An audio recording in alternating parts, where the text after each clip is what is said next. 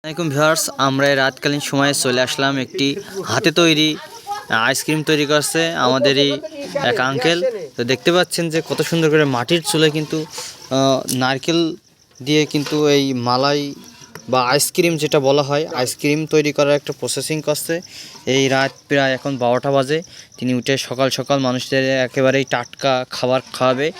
তো দেখতেই পাচ্ছেন কত সুন্দর করে। আপনারা যারা এই টাটকা আইসক্রিম যারা খেতে চাচ্ছেন নিজ হাতে তৈরি বাসায়, তারা অবশ্যই কিন্তু মহেশপুরে কালকে কোথায় বিক্রি করবেন?